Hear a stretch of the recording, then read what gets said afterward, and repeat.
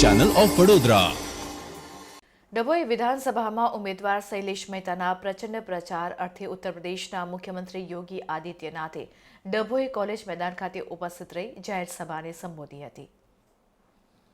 ડભોઈ ભાજપના ઉમેદવાર શૈલેષ મહેતાના પ્રચારમાં યોગી આદિત્યનાથે ડભોઈમાં સભાને ગજવી હતી। કોમર્સ કોલેજ ખાતે પ્રચંડ સભા યોજાઈ હતી, જેમાં ઉત્તર પ્રદેશના મુખ્યમંત્રી યોગી આદિત્યનાથ ડભોઈ દર્ભાવતી નગરીમાં પધારતા જય જય શ્રીરામના જયઘોષ સાથે આદિત્યનાથ યોગીનું સ્વાગત કરવામાં આવ્યું હતું। શૈલેષ મહેતા તેમજ વડોદરા જિલ્લા કાર્યકારી પ્રમુખ ડોક્ટર બીજે બ્રહ્મભટ્ટ દ્વારા સ્વાગત કરવામાં આવ્યું હતું। ઉત્તર પ્રદેશના મુખ્યમંત્રી યોગી આદિત્યનાથે ડભોઈમાં કોંગ્રેસ ઉમેદવાર ઉપર પ્રહાર કર્યા હતા અને ગેરકાયદેસર બાંધકામ કરનારને નહીં છોડવામાં આવે તેમ પણ જણાવ્યું હતું। સાથે કોંગ્રેસ પર પ્રહાર કરતા ભાજપે ટિકિટ ન આપવાનું કારણ જણાવ્યું હતું। તો શૈલેષ મહેતાએ કોલેજ સામે બનાવેલ બાલકૃષ્ણ પટેલના કોમ્પ્લેક્સ પર પ્રહાર કરી ગેરકાયદેસર બાંધકામ પર બુલડોઝર ચલાવવું જ પડશે તેમ જણાવ્યું હતું। આદિત્યનાથ યોગીએ સંબોધન કરતા દર્ભાવતી નગરના વખાણ કર્યા હતા। તો સરદાર વલ્લભભાઈ પટેલની વાત કરી કોંગ્રેસ પર પ્રહાર કરતા આતંકવાદ વધારવાના આરોપ લગાવવામાં આવ્યા હતા। સાથે જ રામ મંદિર પર જણાવતા કહ્યું કે મોદીજીએ ભવ્ય મંદિર બનાવ્યું છે। ડિસેમ્બર 2023માં રામ મંદિરનું નિર્માણ પૂર્ણ થશે। કોંગ્રેસ મંદિરના નિર્માણ વિરોધી છે। તો યોગી આદિત્યનાથે ગુજરાતીમાં વાત કરી શૈલેષ મહેતા માટે મતની માંગણી કરી હતી અને સાથે ડભોઈ વિધાનસભામાં જંગી બહુમતી સાથે જીતાડવા અપીલ પણ કરી હતી। આ પ્રસંગે સાંસદ ગીતાબેન રાઠવા, ડોક્ટર સંદીપ શાહ, શશિકાંતભાઈ પટેલ, વકીલ અશ્વિનભાઈ પટેલ સહિત કાર્યકરો મોટી સંખ્યામાં હાજર રહ્યા હતા। भाइयों बहनों, वडोदरा अपने स्थापत्य कला के लिए जाना जाता है और यह भी मान्यता है इस नगरी की स्थापना आज से 5000 वर्ष पहले हुई थी और उससे भी पहले महर्षि विश्वामित्र ने यहाँ साधना की थी और यहीं के बगल में विश्वामित्री नदी भी यहाँ पर बहती है, जो इसका प्रमाण प्रस्तुत करती है। भाइयों बहनों, महर्षि विश्वामित्र की पावन साधना स्थली और उनका जो राजपाट था वह भी उत्तर प्रदेश के वाराणसी के पास वर्तमान गाजीपुर ही है।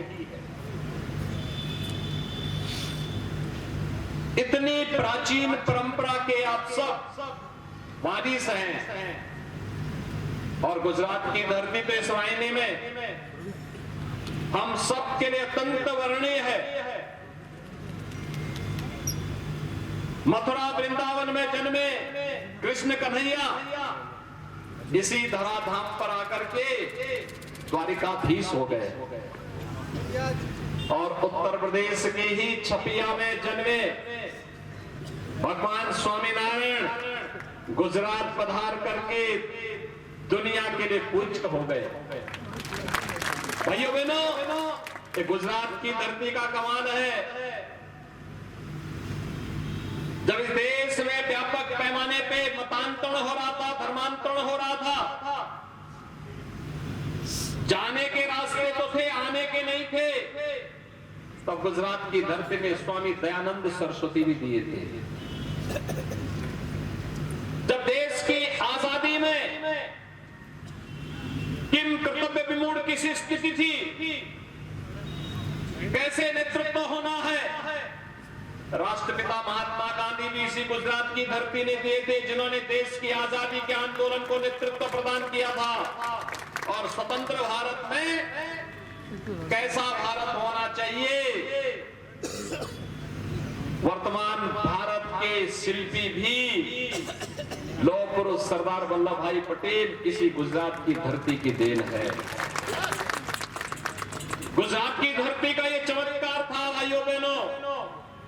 जूनागढ़ के नवाब और हैदराबाद के निजाम को भी घुटनों टेकने के लिए लौह पुरुष सरदार वल्लभ भाई पटेल ने उस कालखंड में एक ही स्वर में उन दोनों को भी भारतीय गणराज्य में मिलाने का कार्य किया था। आज की दुनिया के सबसे लोकप्रिय नेता भारत के यशस्वी प्रधानमंत्री श्री नरेंद्र भाई मोदी को भारत को दिया। और आज भाइयों बहनों, वैश्विक मंच पर भारत की बढ़ती हुई प्रतिष्ठा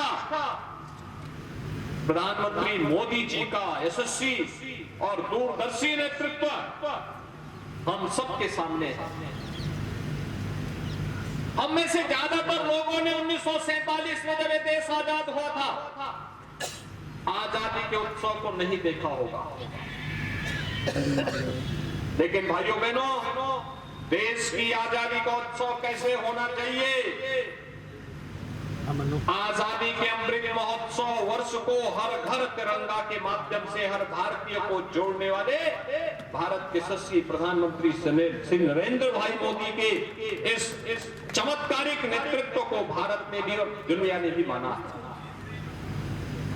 इससे बड़ी गौरव की बात हम सबके लिए क्या हो सकती है भाइयों बहनों, कि जिस ब्रिटेन ने लगभग 200 वर्षों तक भारत पे शासन किया था, आज उस ब्रिटेन को पछाड़ करके भारत दुनिया की 5वीं बड़ी अर्थव्यवस्था बना है।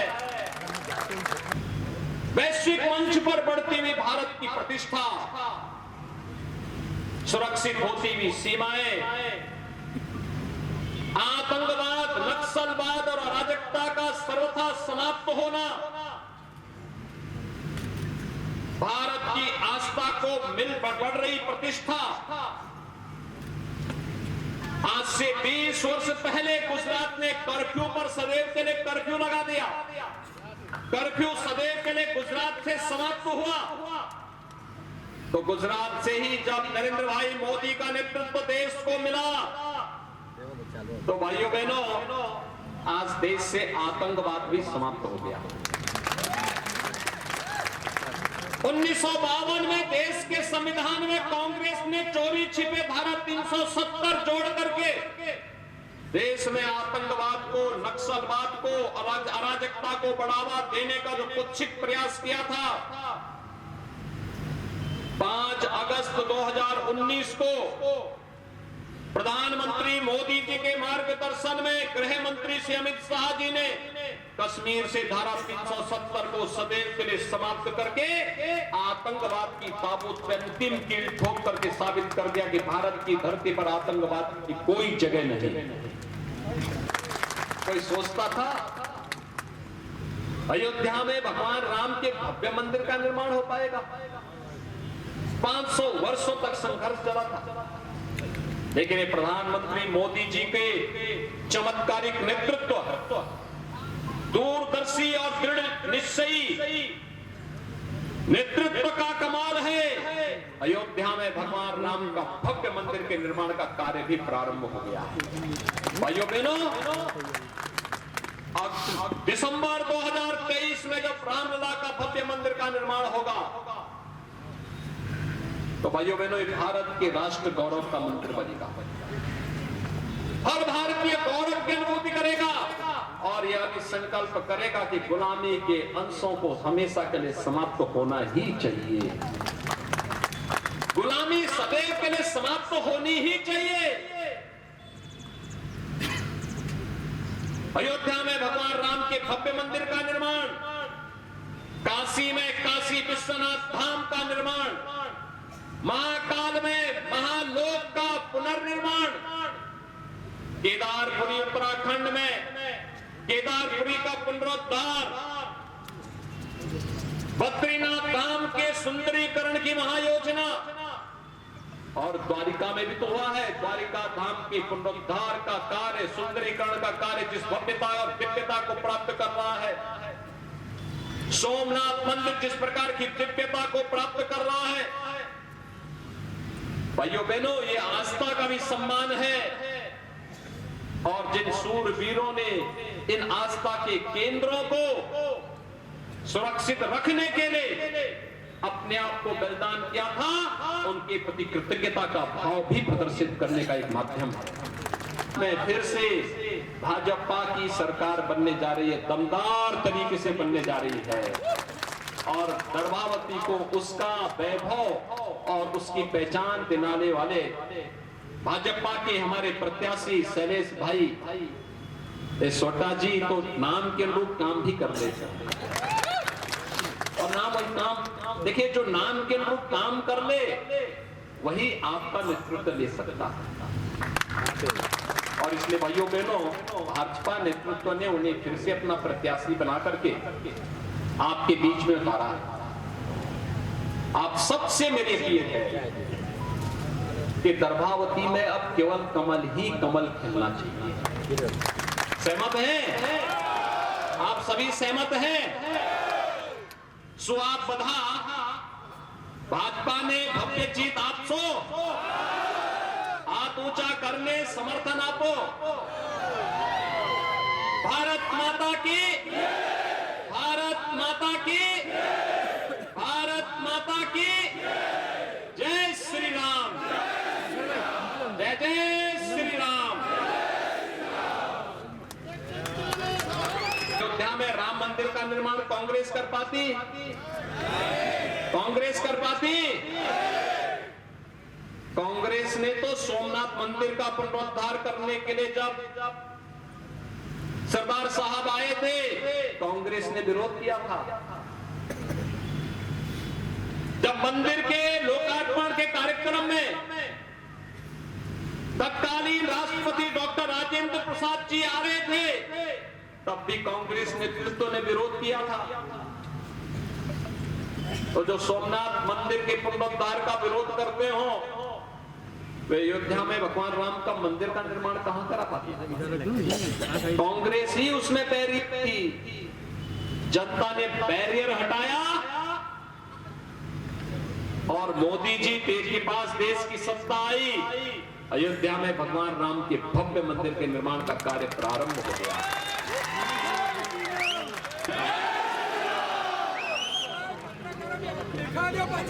मंच पर उपस्थित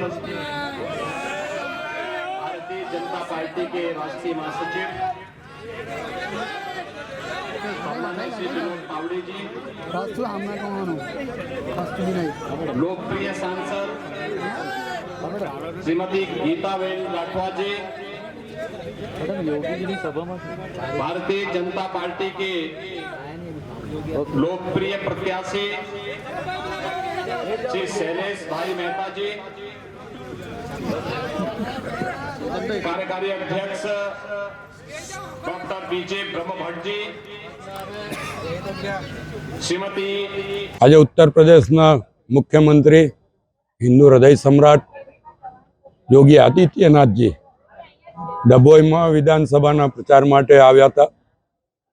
5 वर्ष पहला पण मारा माटे अहींया आव्या हता अने आशीर्वाद साथे मने जीताडवानी अपील करी हती। आज फरी आशीर्वाद आपीने जंगी बहुमतीथी जीताडवानी लोकोने अपील करी छे। लोकोने एमनी अपीलने मान आपशे एवो मने संपूर्ण विश्वास छे अने आ वखते डभोई विधानसभा जंगी बहुमतीथी जीती छे।